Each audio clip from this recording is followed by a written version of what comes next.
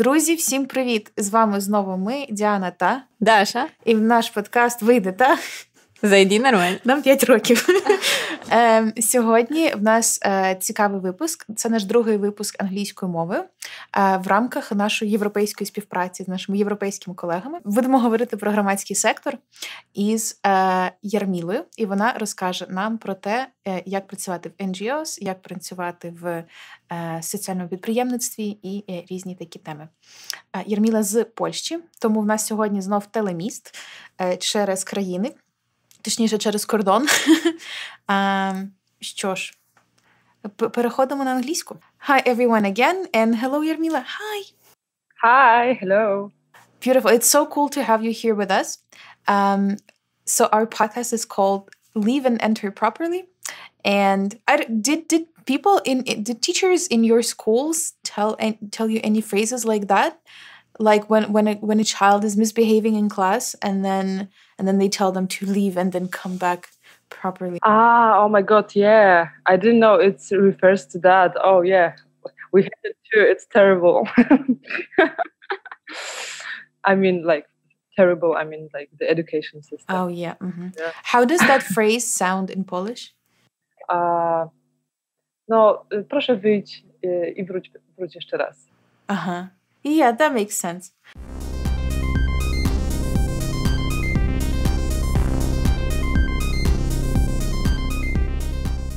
So maybe you can tell us about yourself and your project, like a presentation of yourself. Yeah, basically everything that you're doing right now that you like most. Okay, so basically I'm running social enterprise and its name is Kухня, konfliktu, Kitchen of Conflicts, and it's initiative co-run by refugees, and we're running small bistro which serves food from regions which are in conflict. That's why this sometimes weird name, and basically the initiative is run by foundation. And what we do is we serve food. We are trying to break some stereotypes and create space for dialogue, for meetings. So we have more opportunities to get to know each other, to overcome some fear, and first and foremost to empower those refugees who are having very difficult time starting new life in Poland, and so they can get their agency and self-confidence back, because for example, for a very long time they were after the very difficult way they had, and really often some war traumas. They, for example, in Poland are like for 2.5 years in detention center, and their case is not solved quickly, so the level of anxiety and feeling like you cannot feel safe really. So we are trying to create a space which will give some, first of all, safety and stability for them, and at the same time the opportunity to do things together rather than like to help. You know, like we are trying to move on from this charity conservative model, rather to let's do things together, and like friendly atmosphere. Yeah, I believe that's the actually how integration can and should look like, and yeah, I think that's what we are doing is really empowerment and integration. How did the Kitchen of Conflicts or Conflict Kitchen start? What did it start from? It started around 5 years ago, I guess. At that time, I'm going so quickly, but actually, it started from various of reasons, as you mentioned in the beginning, I guess.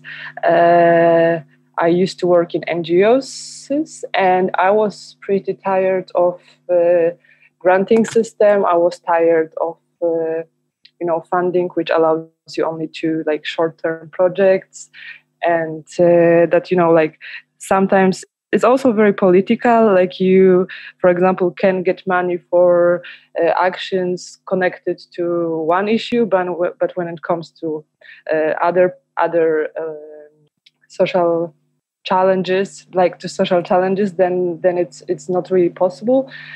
So I was, and it's also not really possible to within the NGO system to create a place which will also give employment to people in need.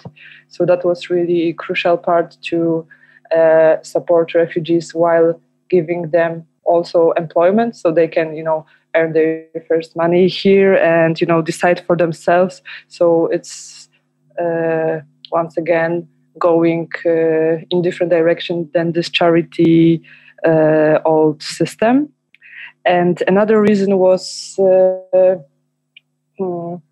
maybe not reason, but I found out that I really want to do things with people, not for people, and to do some kind of community work, not to stay behind the desk. It's also like there's a lot of great job doing also behind the desk. I think it's really important sometimes, but that's just not me. So I follow that. And the direct trigger to start was actually war in Ukraine. And my boyfriend at that time, he has his parents are from Ukraine.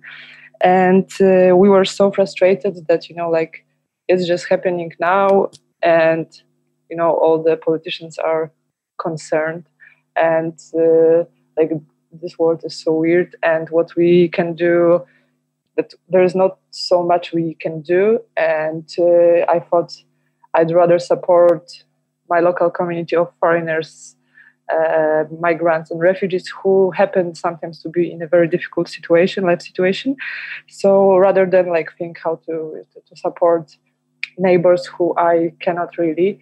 So that's how it started. And from this very strong trigger, we did crowdfunding and 2 art auctions. We sell some art pieces. We just call our friends to donate whatever art they do. And with this money from crowdfunding and from it, we started with a very small track next to Vistula River, and then the project evolved, and now it works full-time permanently in the center of Warsaw. So it's a full-on restaurant, cafe, bistro where you can come in, order food, eat in there, order delivery. It's like a proper restaurant, but exactly. Maybe not involved. The proper one. It's rather the restaurant. I mean, it's but we have the best clients in the world. I mean, we are not very elegant restaurant. That's what I mean. That it's we make mistakes, and you can order something and some person may not understand what you ordered and give you something else, but it's all in a very family-friendly atmosphere. But it's but it's full power. And maybe one more thing.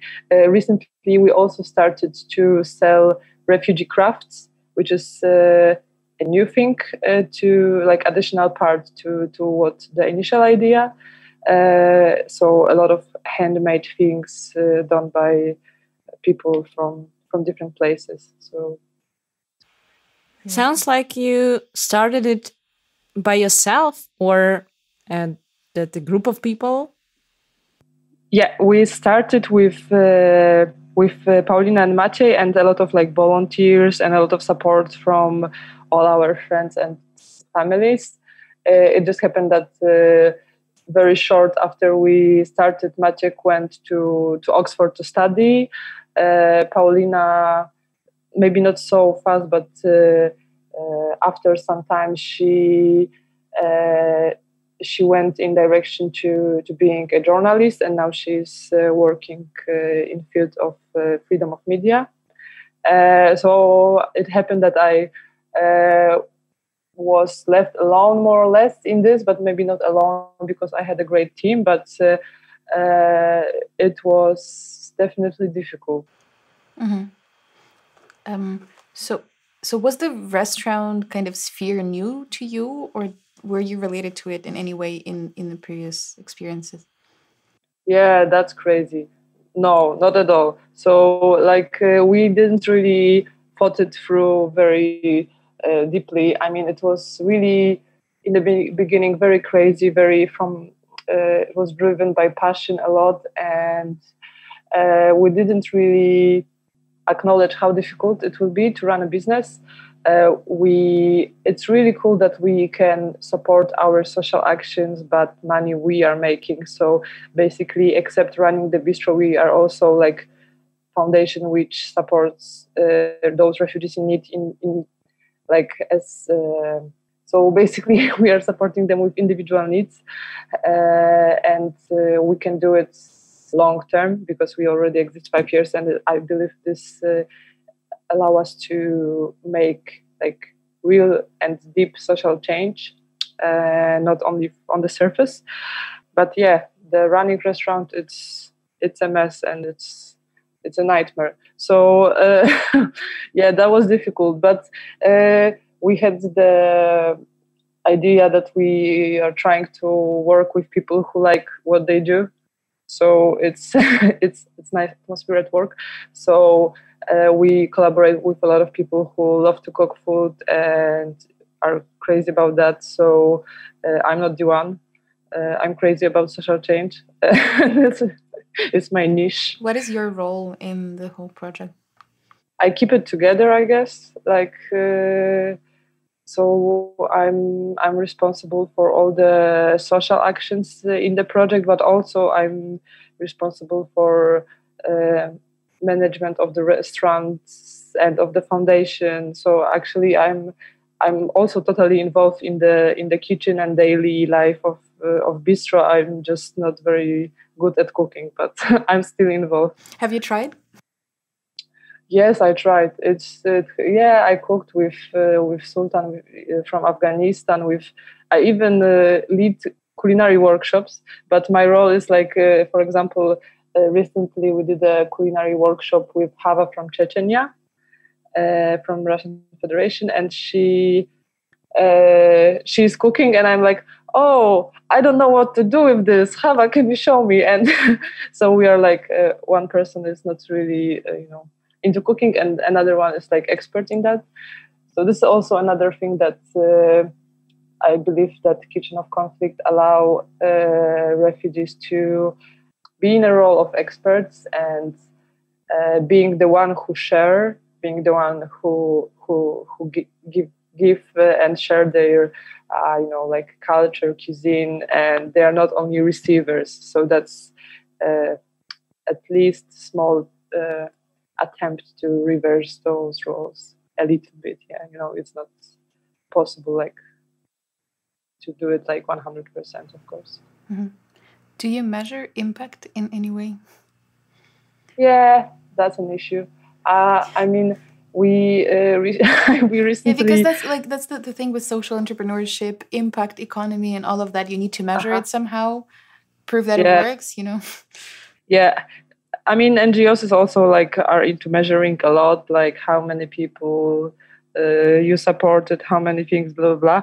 We didn't have time and resources to do it very professionally. We do, let's say, quality impact measurement. And by what I mean that I am in touch with all the people who used to work in our place, and I know that Mohammed from Tajikistan who used to work with us just for half a year after this, and he told me it was crucial for him to to settle here and to start his own things. Now he started first free TV station for Central Asia and for Tajikistan, and he's building this in Warsaw, and he started his own NGOs. So, and I also see, for example, Sultan from Afghanistan, who I mentioned, he when he came to our foundation, we started our cooperation. He was so shy, so not confident, and didn't believe in himself, etc., etc. Now he's like chef in other vegetarian restaurants, and the people after sometimes half a year, 1 year, it depends on the person, starts doing their own career. Really, like for example, Lisa, she never believed like that she can manage, and she had this dream to start learning English, but she was repeating that she's not gonna make it, and she started learning English. She followed her dream to become like a beautician, or like to have her own small beauty parlor salon. It's not yet there, but she's working on that. So Hamza from Algeria, he became a translator, and many different people went their own way. So this project is not only about cooking, and definitely we don't expect all foreigners to cook, and that's the role. So that's I recently started to think how to make it more consistent. I mean, the impact measurement. Because it's difficult to measure this, let's say, deep impact, which is not on the surface. I mean, it's easier to measure for me how many, like we support, for example, pregnant refugees, how many things we donated to them, but it's just material support, and this is easy to measure. It's much more difficult to measure also this how we manage to break some stereotypes and raise awareness. I have some stories that people encounter us and were like really skeptical, and we encounter some hate speech like, "Oh, you are not cooking food, probably it's poisoning, and you are doing bombs," and stuff like this. Just, the stereotype that all refugees are terrorists and stuff like that, and a lot of stereotypes against Muslim, etc. And after like 1 hour, the same ladies, because it was ladies, they came back to us and they were like, "Oh, actually we're gonna try, we got hungry," and we were like, "Okay, yeah," and it's actually tasty. And so you can see that it really can bring very different people together, and it can start conversation. And yeah, but it's hard to it's hard to ask a person like, "Are you still racist?" Like, hard to measure that. Yeah. So if it's a social entrepreneurship, the entrepreneurial part of it, does it bring you profit? It's social entrepreneurship, so it's basically not for profit, because all profit, let's say, goes to to the cause. You have to use this money for what you have in your main idea. But we are like doing well. Obviously, since coronavirus, it's a little bit tragic, but now it's getting better. And for the coronavirus time, we changed our model a little bit to be a shop, more a restaurant, since restaurants were banned. So we tried to be more a shop, which was actually interesting because it allows us to sell more products directly from refugees and to support more people. So it makes some profit, but it's not like we are not able to open 10 more restaurants right now, but it's just stable, I would say, like this. And do you pay yourself salary?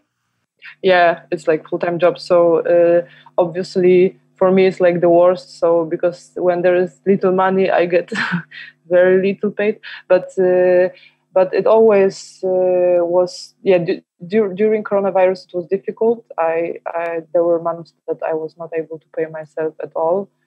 But there were always enough money to pay like all employed refugees. So with this, it was never an issue, and now it's back to stability. So yeah. Did you have to fire someone? Yeah, sure. Like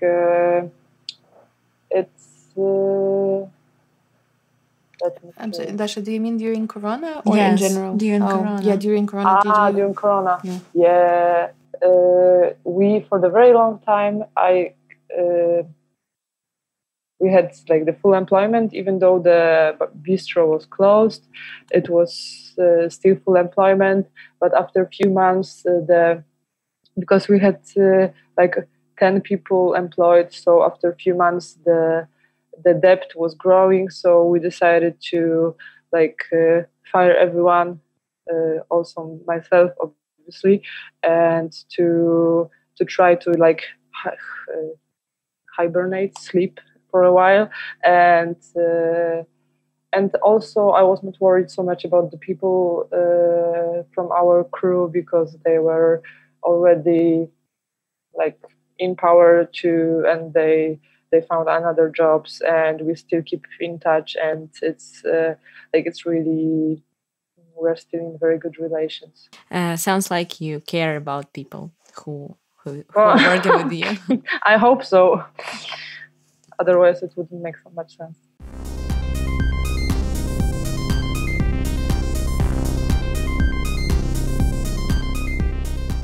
You have experienced working in NGO sector, and you know that there are a lot of stereotypes that people cannot make money working there. It's just charity. What you can say about it? It's just stereotypes, or it's the truth? I can only say for Polish context, because this is the only context I know. I would say it's partially true. I mean, to my experience, I know that since that, I mean, it was 5 years ago, things also changed, and this sector is changing, at least in Poland, that NGOs are more into, workers' rights also are part of human rights, and it's important to, get paid so we can survive and live decently. But that's true that there is a lot of semi-volunteer based work, and it's there's a problem with stability of financing, because it's based on projects, and if project ends, money ends, etc. But I think it's changed. It's quite changed, and so I have mixed feelings. It's my experience is that it was difficult as well. Do people have some growth there, or opportunities to grow? You mean in NGOs? Mm-hmm. I think, to generalize, I mean, it really depends on organization. There are some organizations, there's one small feminist organization which pays well, give you good, this formal employment, which supports you when you're sick or something, and gives you opportunity. There are some other NGOs which are forcing people to, run their own, small business, so the NGO doesn't have to pay, taxes for you and stuff like this, which is for me really ridiculous. So it's really different from organization, I guess. How did you yourself start in this civil sector in NGOs? How did you step into it? That's a good question. I studied sociology, and after 3 years, I decided to travel, because I was already tired with all this theory, and that I was lacking really experience and practice and real life, not only in theory. And I used to travel for a year, and after I came back, I was, I know it sounds like a stereotypical story, but after I came back, I started to be involved in small initiatives connected to food sovereignty, to being independent in food growing, and it's also in supporting refugees in informal networks. That's how it began. I later on, I work in human rights education, NGOs, and in some initiatives against hate speech. I think it was really, it's all started with a strong anger, which you can, transform to motivation and to the energy to act. And I think that was part of my experience. I think it originates from experience of being a woman and being an LGBT person, and it's like experiencing social injustice and structural violence. I mean, it's really I guess it made me angry so much to take an action. I think that's the thing. Mm-hmm. So what actions did you start with, and then maybe what was your professional path like? I used to working for Humanity in Action. That's this part where I was involved in human rights education and supporting young leaders in doing their own actions. And that was, I learned a lot during that time. I started a small project with Roma community in Warsaw. And that's one of the most crucial part of my experience, because I realized how beautiful is community work, how much you can do. It's not very big scale. We used to work within a group with 20 people. It was cooperation between Roma youth and Polish volunteers who supported them in school assignments. And it's had such amazing results, because there were kids with a very bad situation at school. They were all supposed not to, pass to the next grade. And after half a year of working together, we managed to really support all of them, and all of them get to the next class. It's not only about so you can pass exam. It's rather about all the empowerment happening around that together studying process. And that was for 2 years. Actually, I'm really proud of it, because this project was an inspiration to the project which exists now, and it's very similar, and it's support for refugee youth, also in school assignment, because it's a similar issue. They don't speak the same language at home, and it's more difficult for them basically to make all those assignments. So it continues up to now, and it was 8 years ago. So it's I see this beautiful seed has some nice results right now. So I guess I did a social project in Honduras with journalists and human rights activists there. We did trainings and a lot of things about social activism and so many different things. I work with people from Belarus, from Ukraine, from Germany, learning each other and sharing experience on both social enterprise. I mean, since a long time, I'm more into social innovations and social enterprise. So that's the thing I'm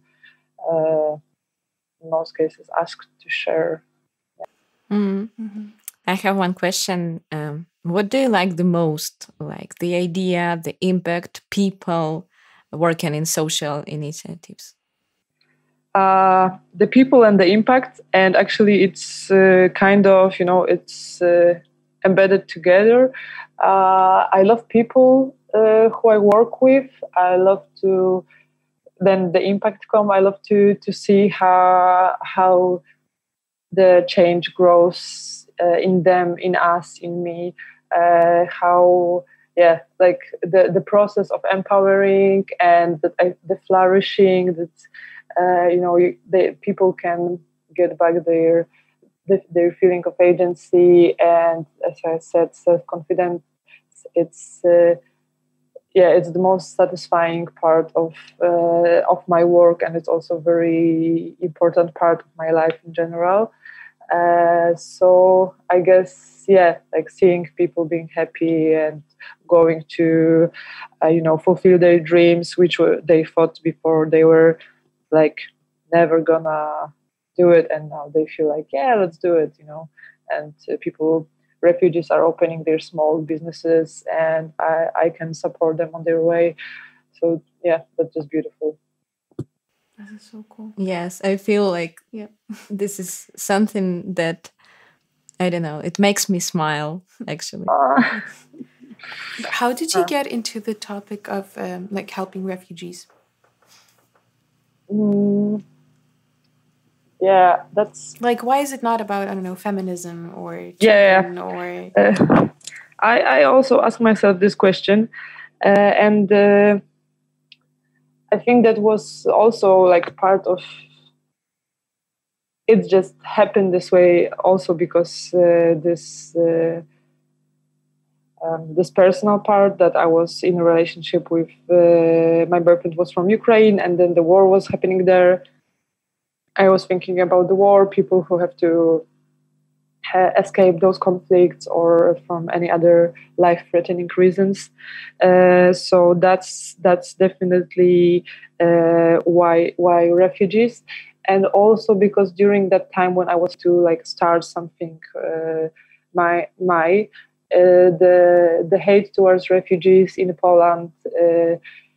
It was on a rise, and the rise of hate crimes towards people of color and people who are just like look different, and that all, it felt like it's really urgent issue, and that was like we have to do something about that. And I think those two things for sure. And it's nice that you ask why not feminists, for example. It's, I don't know, because this is really like one of the closest part for me, like working with women and supporting women. I also work with men, of course, but I think refugee women have very specific experience, which is different than male, of course, and I love to support them in many different situations, from those beautiful when they are trying to start their own small business with their crafts, but also in cases of domestic violence and stuff like this. So I feel I can fully realize this aspect of feminist action and onto supporting women and sisterhood. I can fully realize myself in this while doing Conflict Kitchen. It's like a combination of everything that is maybe important to you, the issues that you care about, them coming together and you having the ability to create impact in that. Yeah, and I believe that discrimination is really like multi-layered issue, and it's all intersectional, and it's not, like refugees in Poland and they experience a lot of kind of difficulties. It's not only, discrimination because, I don't know, Lisa wear hijab. It's also like economic exclusion. It's like exclusion because of their gender. It's some of refugees escape their home countries because of their sexual orientation. So it's many different layers and reasons of exclusion, I guess. Mm-hmm. You studied human rights, and I guess it helped you somehow to work in this sphere.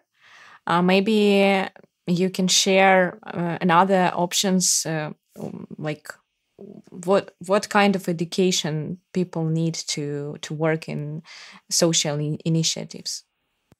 Yeah, to be honest, formal education is not really convincing to me. So, I mean, it's important to have some knowledge, of course, and some background. Like, you need to know people who you work with, but it's so much better to, ask them about what they need, what they feel, not to read a book about that. So that's basically, and that's really like one of the most important part of like my methodology, not to, think that I know better than someone what they need. It's like, absurd. And it happens a lot in NGO sector, like, people for who some solutions are invented, they were not even included in the process of making that. So that's why before I started Conflict Kitchen and model itself, it was the result of a lot of conversations with foreigners and refugees and migrants. Like, what do you need? What would be what kind of support do you need the most, or what are the things you struggle with? So I think that there, of course, it's good to take part in projects and do volunteer work and get to know more. But I think first you need to know what's your interest, what's your passion for. I mean, I really don't believe that you can, devote yourself for social activism while you don't believe in that, or it's not. You need some like honest passion for that, and you need to honestly care. And I believe there is a lot of issues everyone can honestly care. For example, I care a lot for ecological issues, and I took part in defending forests, etc.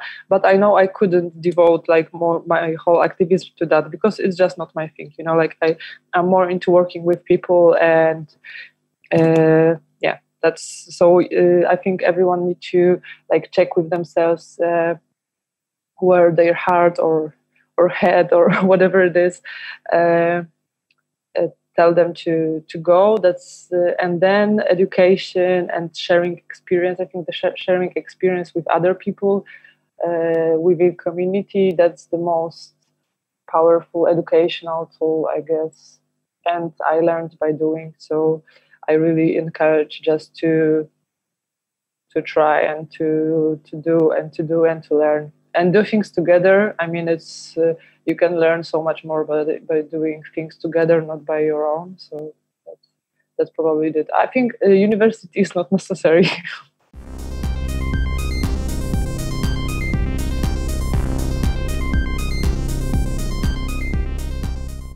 You get award from the European Council, getting recognized as one of the 100 influential women in Poland by Forbes Women.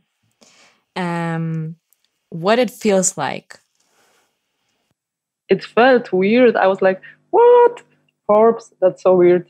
But and especially when I found out that Rihanna and Beyonce are on the same list, I was like, what the fuck? And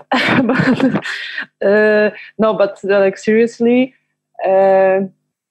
I was surprised, because that's not really the magazine I really relate to, and I'm not really, but it's surprisingly, it was, I felt surprised, and it felt weird, but it was a great experience, because it triggered a lot of people to share with me that they appreciate so much what we do and what I do, and that was really empowering for me. I really need this to keep going, and to prevent burnout, also to hear that it's important what I do, what we do, and that it's not for nothing. So like this this Forbes something doesn't mean so much to me. It means much more that, a lot of important people, including my mom, called me or send me messages full of support and appreciation and, respect, keep going. And that was really, really, really nice. It motivates you more.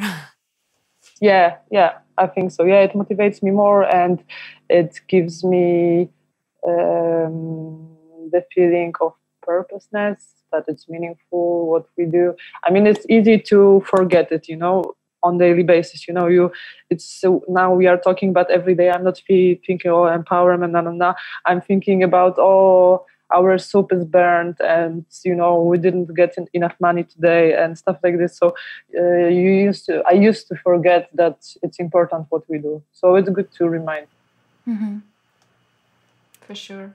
Is recognition important to you in terms of what you do? I would say it's difficult because I know it's I never wanted to be really a front person of this initiative because, as you know, we started it in a group of people. I never really wanted to do it alone. It was really hard, and I was kind of left alone there, and the whole responsibility of surviving the project was on me, and it was a very hard experience.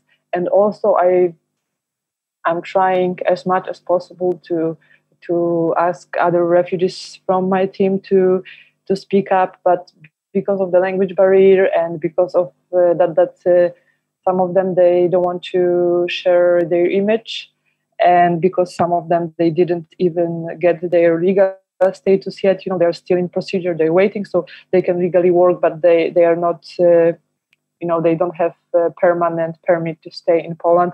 So there are various reasons why it's me speaking. For example, with you, many refugees in Poland, they don't speak English. I'm enough privileged to speak English, and I'm trying to use my privilege as much as possible to share it and to give the voice back to the people who should be speaking. So it's a difficult experience for me because I think often that it shouldn't be, only me recognized. So I'm always, in such cases saying that, I'm really grateful that you, appreciate it and mentioned me, but it's, it's really a teamwork.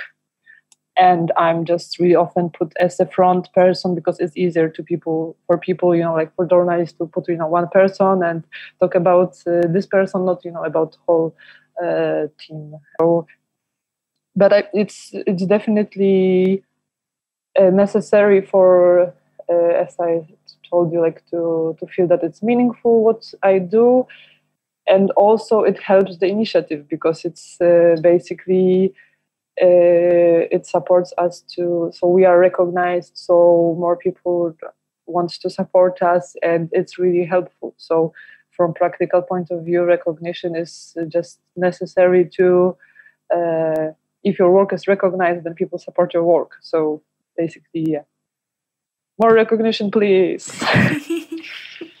That's what we're doing here. Yeah, I know. Is government supporting you also? No, are you kidding? No, we have zero support for government. Our government is very skeptical about refugees, and it's skeptical about women's rights and many important issues to me. So not only we don't have support, but also a lot of NGOs has lost their funding. We got a little support from municipality. We got the place we rent to run our place is from municipality, and we don't pay a fortune for that. But we don't have any support from the state, and there is no integration system for refugees in this country. We only have to fight against deportations and people. For example, Hedy, who I work with, she was waiting 8 years for her refugee status, which makes her safe now. And it's imagine like living 8 years in a country, knowing the language, having children here, having your life here, and you still are not sure if they will not deport you. This is like unbelievable. So yeah, it's rather a lot of struggle with our government and state. Maybe any donations? Yes, a lot of individual donations. We also, since we are social enterprise, we try to work a lot with business because business has more money than NGOs has, and we need that for our work. So we cooperate with some smaller and bigger companies, and I think it's very important not only from this practical money perspective, but also from our aims, because our idea was to get our message not only to convince, and people, if you just go around in your NGO sector, it's praise to convince. And when you start cooperating with, some ordinary companies, for these people, it's really like something big, to support refugees, to start thinking, oh my God, we have refugees in Poland. Oh, what's their situation? Where they come from? Oh, we have, conflict zones and war zones going on. And so we really want to start this conversation and create the space for dialogue and for meetings. So, Kitchen of Conflicts is located in Warsaw. Where is it? So the people who listen to us right now, when they're ever in Warsaw, will come visit. It's Wilcza 60, Kuchnia, konfliktu, Kitchen of Conflicts. You can find us on Facebook. And one very important thing I forgot to tell you before we finish. I don't know how because I got so crazy about talking with you that I forgot that I decided, and I'm in process of actually donating and giving all the work I've done to the group of refugee women, and I will step back. And there is a group of refugee women that will continue the work. So we signed the agreement on donation. So all the equipment and everything goes to their hands. And right now we are in process of, making sure that they feel safe and sure what to do. And so I think that's for me, amazing, let's say, close up. I mean, I still will be involved and with Kitchen of Conflict, but that it actually happened to, that right now it will be fully in refugee hands, I was actually just about to ask you what your plans are next and okay. Okay. So that's really cool. I think it's really beautiful that the project that was created for refugees is continuing living without even the founding team, because it's bigger than any individual. I think ideas like this, they're so much bigger than just one particular person or several particular people, and that it's continuing living like that. And with now the refugees managing the process themselves, and I think it's really beautiful that this is happening. Maybe Kitchen of Conflict becoming McDonald's or something.